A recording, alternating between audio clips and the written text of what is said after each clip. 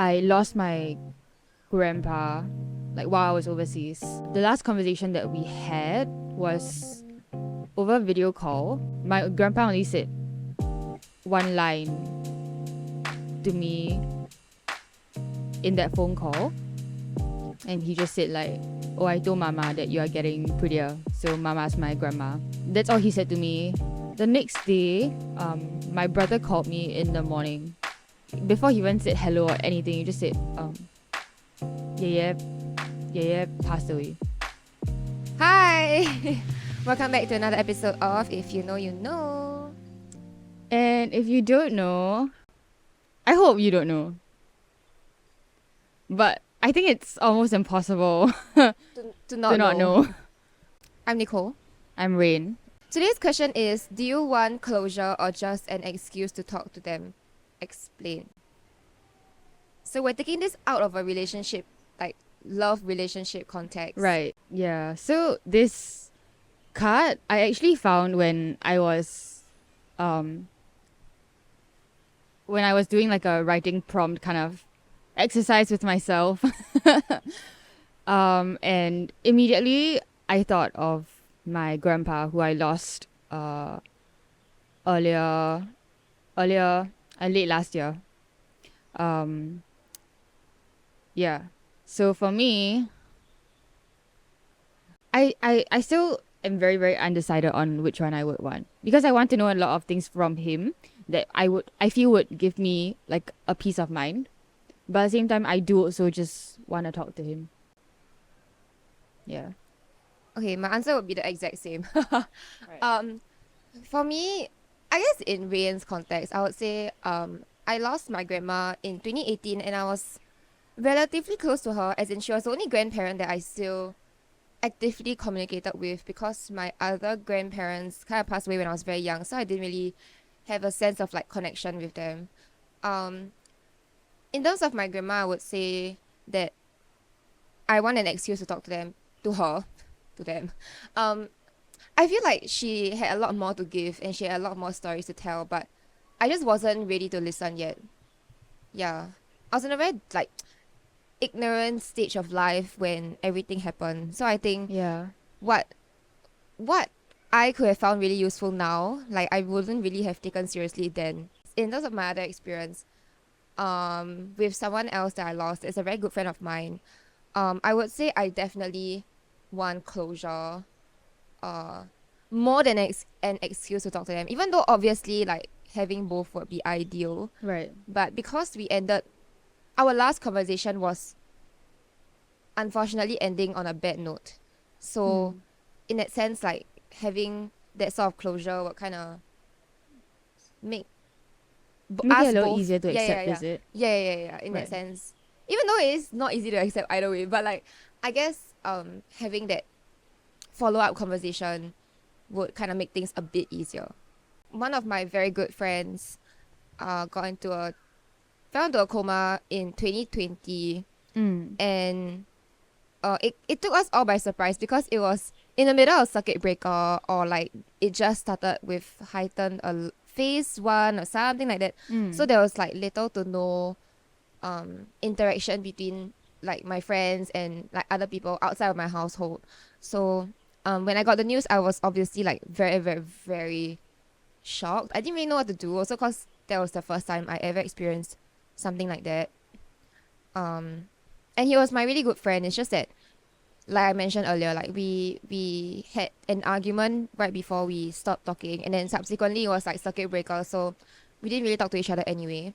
Um, yeah, and I guess this entire thing hit me very hard because I didn't really understand the concept of like losing a friend. Actually, looking back at it, I feel like it taught me a lot of things in terms of like treasuring the people around me way more than I used to, because you never know like what's gonna happen.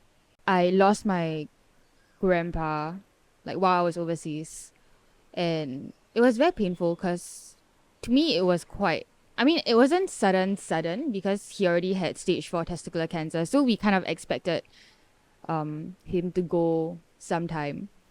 But he didn't actually pass from cancer. He passed because, to cut the long story short, is that he went for a health checkup. The nurse couldn't feel his heartbeat, so she kind of pressed a little bit too hard or something, and then his lungs, which are already weak, decompressed further, so he had a lot of breathing difficulties. He then told my dad, and then when he finally said something, I think at that point he was so weak he could barely eat or drink, and he was not walking. Yeah, so he was bedridden for maybe a couple of days before he passed. And I was through all of this, I was overseas and I only could receive updates through the phone. And it was very difficult because I didn't really know what was going on. I felt very alone. And I couldn't really speak to him either because he was so breathless, right? And the last conversation that we had was over video call. I had told my brother to call me when he got to my grandpa's house to visit, because he would know the situation best, right? Say if my grandpa was too tired or anything, then just don't call lah, let him rest. So when he got there, he called me, and my grandpa only said one line to me in that phone call, and he just said like, "Oh, I told Mama that you are getting prettier, so Mama's my grandma." That's all he said to me. It's And such then, a cute last line to remember. Like, so sweet. yeah, the next day, I believe, my brother called me in the morning. Before he even said hello or anything, he just said, yeah, passed away. And I was a bit stunned and I was very shocked for a bit, but I knew I couldn't cry. Straight away after that, booked the first flight I could get back, which was only in the evening. And then landed in Singapore the next morning, at like 5 a.m. or something. Yeah, but I think the moment that I got the news, I just was very shocked throughout booking my plane ticket, throughout packing my bags and making sure that everything was there. I didn't cry until I knew that, okay, everything is settled, because I needed to tell my lecturers and everything and my group project mates and my work. Just, there were so many things that were at the top of my head that I had to settle before I could Feel that anything, release of emotions. Like, I can breathe and now I can process things. But yeah, so that was how everything happened last year lah. It's literally body over mind in that sense. Like, you just completely let your body take over, finish everything that you need to do. Yeah. And then you're like, okay. It was let's a bit breathe. difficult because Of course. I was very, very aware that I cannot get emotional before I settle these things because I'll forget something. And I cannot forget something right now when I need to rush back. Yeah.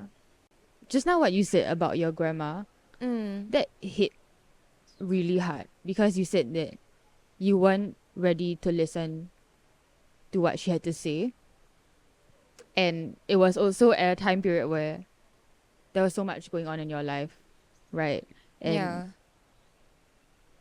listening to, like, to put it very crudely, like listening to an old person drone about something is not a priority, Yes. right?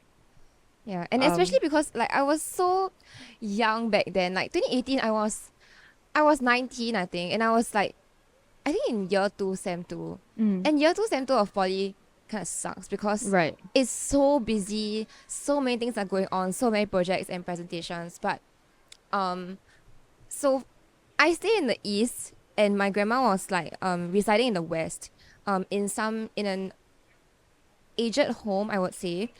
And she was like being put on the tubes and stuff. So having to travel from the east to the west when I already barely had time to breathe was a whole like hurdle in itself. And also because I knew that that would kind of be the last few months or times that I would go and see her, it kind of in a way made me feel like not going in some aspect, because I don't want to see you suffer, you know what I mean? Like, I want my last memory of me and any significant other to be like something that's happy lah, and something that I can remember like fondly, instead of like, oh no, her last moments, I remember that she was suffering, things like that. Yeah, and I think my grandma kind of had the same thing as Drain's grandpa. So she was also diagnosed with cancer, but the reason why she ultimately passed was because of something to do with her lungs, if I remember correctly. Yeah, so it wasn't because of the cancer, it was because like she couldn't breathe, and ultimately like it overcame her lah. It was even more traumatic because when she took her last breath, I was the only one in the room. I think there were like 2 or 3 nurses, and then both my parents and my uncle and my aunt, they were all outside. And then just as they were about to open the door, I saw her like heave one more breath, and then like it just went down, and then like that was it. So I was like, oh fuck, like what happened? And then just nice, like the nurses came in, and I was like, I think something happened. And then like that was all I could really say, because I was so shocked and I was so confused, and I was like a fucking child. Yeah. So I was like, I think something happened. And then they checked, and then they were like, oh yeah, like she breathed her last breath lah. Then everything was pretty chaotic from there, because I think my whole family was very emotional, in a sense where so emotional until we couldn't really get things done. So I could completely understand what you meant by you saying that, oh, you know, like if I let my emotions take over me, like I can't do anything, I'll confirm forget something. And I think in the admin planning of like the funeral and the wake and stuff, that's why it was quite messy, or it was the way it is, because we were kind of like struck by grief first before we settled on like, okay, let's do this and this and this, and then we will cry together or something like that. I think that's quite typical. It's just Yeah. that that's quite typical to like immediately get hit by that wave Yeah. of sadness, right? But I don't know. I think in the previous few weeks leading up to his passing, I was crying a lot. And I feel like some part of you already kind of knew yeah, it was because coming. my mom actually told me the news like a couple of days before, like maybe a week before, that he's not Before you flew. doing so well. Okay. Before he passed, Right. he's not doing so well. He's having some breathing difficulties, and then she told me that backstory about the nurse and everything. And so I text my grandpa from time to time, and sometimes I just send him photos, and he normally replies pretty quick, even if it's a short reply. But the past couple of days like leading up to his passing, right, he just put me on blue tick. So all the photos, all the texts I sent, even it was like are you okay, how are you doing, was just on double blue tick. So I knew I didn't know actually if he had saw it, but that his last line to me was a confirmation that he saw it. It was just that he was too weak to reply. And I don't think I understood that I couldn't expect a reply when he was not. Already so weak. Yeah. Yeah. So I think it was just something that was very worrying for me to not know what's going on on his side. So fast forward a couple of months later, it's been September, we're filming in Feb. How long has it been? 5 months? 5 months? 5 months? I don't know what the typical timeline is, or if there's a typical timeline to get over it. But being back in Singapore, it's affecting me more than usual. It happened for like 2 plus weeks consecutively every day. I would go to work in the morning and I would feel my throat constricting, and like there was like some weird compression on my chest. I couldn't breathe, and then I would start to cry. Not that I wanted to, but it just happened. And I just could not breathe. Yeah. And then sometimes it would carry on for like into my work where I just be like, there's nothing at my throat here, right? But it just feels like there's something here that I need to get rid of so I can clear my airways or something. It felt like it was super hard to breathe, and I missed my grandpa a lot. But the second thought that came while I was having that bout, right, was something that did not help at all lah. And that was the thought that, is this what my grandpa felt as he couldn't breathe? I am crying and I'm walking to work and I'm barely making it, like I'm really panting, right? Throughout the entire MRT ride and all. And his is to the point where he couldn't eat and drink and he can't walk. So how bad must it have been for him, and how shit must he have felt lah? Because I think one of my worries was, what if he didn't go in a peaceful way? What if he was in pain when he passed? And I think that thought gets to me the most. Because I never want to imagine, you never want to imagine someone you love in pain. So it's been 5 months and I feel like I'm going through it worse than before. I don't know what the typical timeline is to heal. There is no typical timeline. Right. But I must emphasize, I think a lot of people put this pressure on themselves to say, by this time I need to get over it, I need to heal. But when you lose someone that you love, I don't think you ever get over it. I think you just learn to live with it, and it gets easier as it goes lah. But I don't think you ever get over it. for what Rain said, that now she's back, even though it's been 5 months, like, it feels worse. I feel like it really has to get worse before it gets better. I feel like you need to have that complete breakdown of like, okay, I realized that I've been, okay, at least for me, that was what happened. Like, I realized I had been putting aside my emotions for so long, and I completely refused to let myself get upset, because I guess it was that physical proximity of, number one, being like, I haven't seen him since, I haven't seen him in quite a while, and then to know that this happened, I feel like I don't deserve to be this sad. And I was constantly telling myself that, to the point where I felt nothing at all, because the moment I would start feeling something, I would feel so guilty, which sounds very weird. And looking back at it, I don't know what went through my mind to have these like emotions and this thought process. But I think any emotion you feel is completely valid, whether it's sadness or anger or frustration or impatience or just like confusion. I think any emotion is a valid emotion, as long as you are feeling something. I mean, if you feel happy, that's a bit pushing it lah, but like, maybe don't feel that. But yeah, like anything you feel throughout your process is yours, and I feel like it's a very individualistic process to kind of have to overcome and get through before you accept that this is just part of your life lah, that it has happened and there's nothing you can do about it except hope that everything happened for the best and for the way that it should be. They wouldn't want to see you in this like slump for too long as well, which was what motivated me a lot to kind of like get out of it and continue living my life, because just because someone died, like, unfortunately, doesn't mean that the world will stop. That's what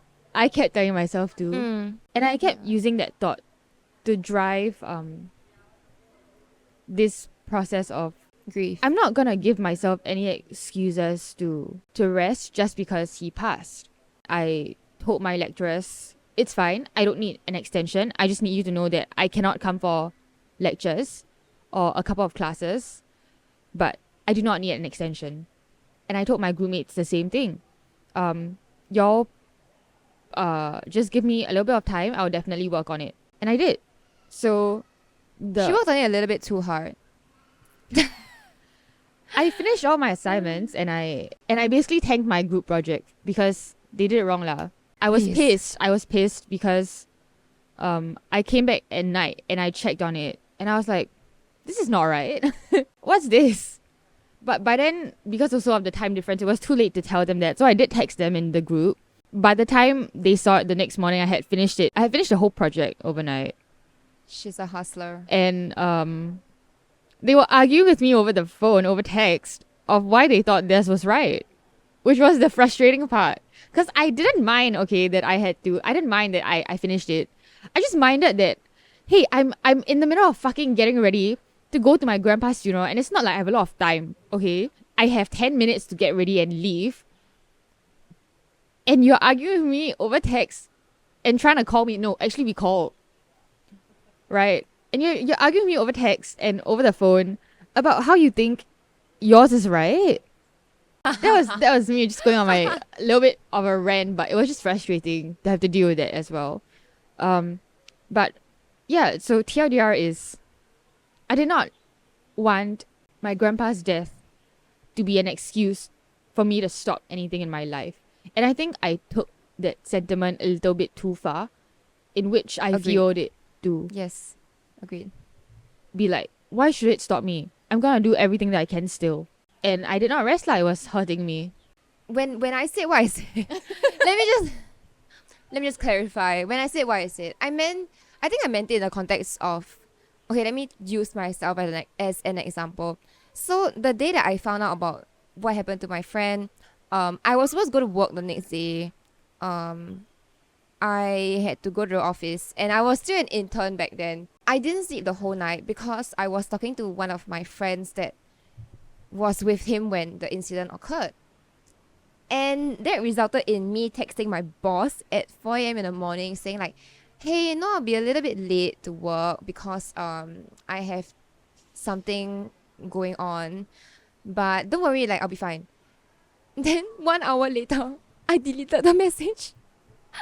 And then my boss woke up and said, like the next morning, he was like, oh, did you text me something? I was like, no, nothing. It's like, I'm fine, see you in office. He was like, oh, okay, see you. I went to the office like completely, like acting completely normal, like nothing happened. And then one of my colleagues asked me like, hey, are you okay? Like you look like you barely slept. And I was like, hey, I did. It's true, I didn't sleep. And then they were like, oh, what happened? And I was like, oh, I don't know. Like, then I just told them the whole story. And then they were like, my boss literally said, what are you still doing here? Like, you should go home. Then I was like, what? I really came so far. I really came all the way to the office. You asked me to go home. And I was dealing with it in a very, like, practical way. Like, Very logical, very yeah. A bit just do too it lah. logical for my own good, I feel.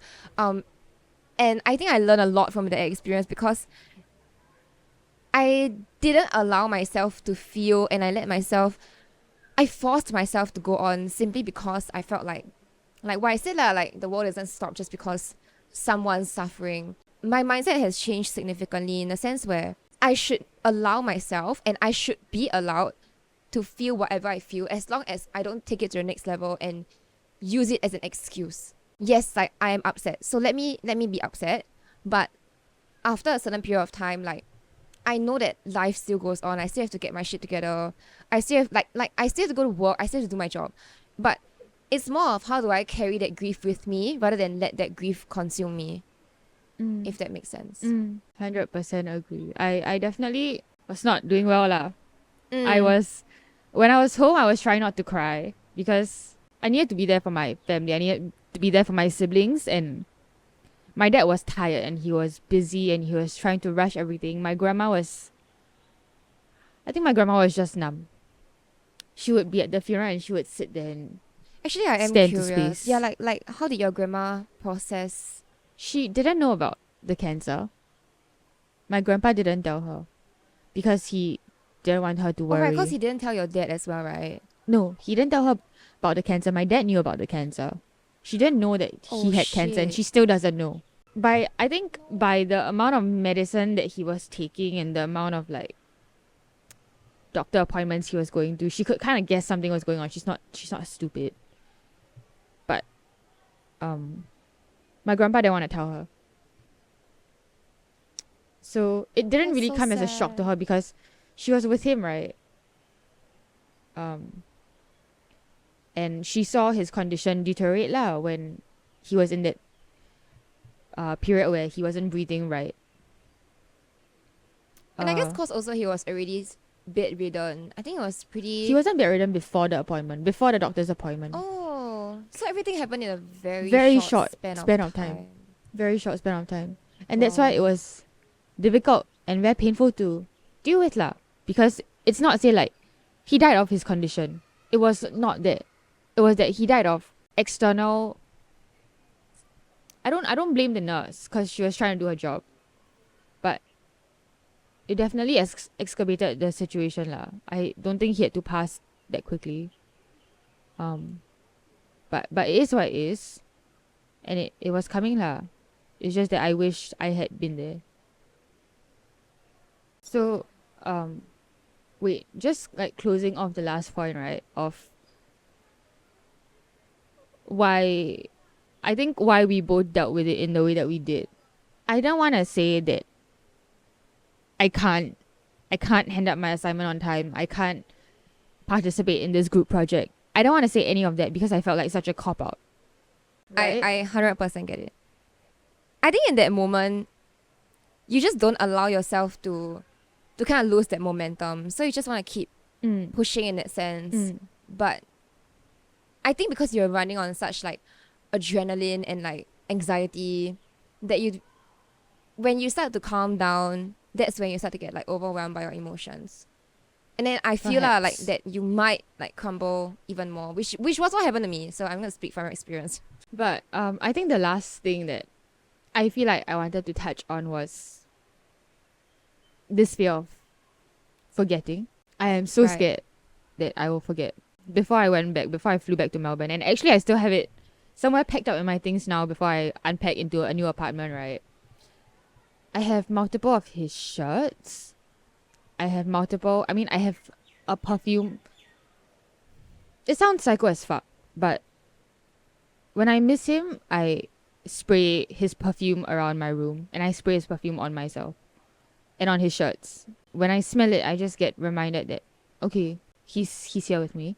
It just reminds me of him. I think it's a little bit crazy that I do that. No, I don't think so leh. I don't know, maybe it's just a me and you thing, but I totally get it when you mention about the whole like, oh, I still want to like remember him through like his smells and things like that, because for me, for a period of time, I actually did forget how my grandma sounded like. Oh my god, yeah. I'm so scared that I'll have that same thing. I keep trying to find voice notes or anything that I can remember of his voice. But yeah, no, I totally get it. And I think it's harder because my grandma, like, she never had a phone, and like she just wasn't as hip as Rain's grandpa, unfortunately. So like she didn't really understand the concept of like audio recording and stuff, and all I had to remember her by were like real life conversations that like are still like etched in my memory. right. So that's the only recollection I have of her voice. But I know that I can't remember it 100% forever. Like I'm bound to forget like the intonations and like the way she laughs, that kind of thing. And I think that's the saddest part about like moving on or like carrying your grief with you as life goes on, which is the fact that like I can remember certain distinct memories with her and of her, let's say like in her old home, or like the way she walks, like cause she likes to drag her feet. So like, and we used to have like wooden floors, so I always hear like her heels dragging on the wooden floors, that kind of thing. Like, and then when she would play like her stupid old like recording player thingy, even though I want to buy her like something more modern, or I tell her to turn on the TV and listen to the music there, but she chooses to use like her old recording player thingy, and then I always laugh at her because of it. But that is like the couple of memories that I hold very close to me, because I know that I can't remember everything, but I want to try. It's so real. I can't find any like voice notes or videos. Oh really? But there's this song that it's his favorite song. And like maybe like one or two other songs that he used to sing to us when we were kids in the car, when he was So driving home, cute. like driving us home from primary school or what. Like he would sing like these couple of songs that when when it plays, I remember his voice in my head and I remember how he sounds like singing it. Mm. But I am like there's this huge fear that I will forget it. And so I feel like I keep holding on to those memories.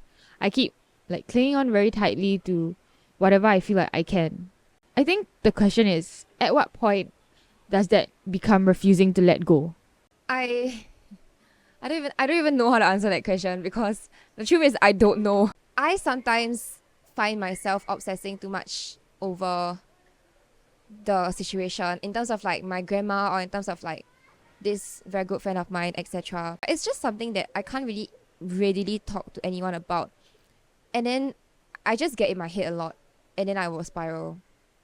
I don't know whether you feel the same way. Yeah, for sure. Yeah. I don't pick when the thoughts hit me. I don't pick when I have a panic attack. Of course. But I just think that I haven't fully gotten over the grieving process. It's coming in staggers. But there was this article that you sent me that day, and I was in the middle of a panic attack, and it really helped when I saw it. I'll link it somewhere, maybe in the bio or something, or like maybe right here. But it was very helpful. It was it's very about helpful. grief, as in Yeah. how to manage and control. Yeah. Okay, Um, any parting words? This is maybe a little bit difficult in an Asian context where we don't really outwardly and openly tell our family members, especially, or our loved ones in general, that we love them. And if I had any regrets about my grandpa's passing, it would be that I didn't tell him that I loved him, and I wish that he would have heard it out of my mouth. I'm just not sure. I just want to be sure that he knows I love him. Don't wait till it's too late. Don't leave your Yes. last words to the last minute lah. Yeah. I think yeah, to add on, I just want to say that like throughout the entire grieving process, whether it's a loved one or a family member or anyone really, like just let yourself feel whatever the fuck you wanna feel. I think it's so important because if you don't feel what you really need to feel, the emotions are just gonna eat you up alive one day lah, and it's gonna be very detrimental. And the repercussions of that are way worse than if you just let yourself process in the moment. Hopefully this isn't too long. But I think we just had a lot to share lah. Right. And yeah, we'll see you in 2 weeks. Remember to check out our Spotify exclusive episodes that I don't know when this episode's coming out, but it's Feb right now and we're trying this new thing out. So we'll Go see you there support too. Yes, you can hear us there. Yes. Goodbye. Bye.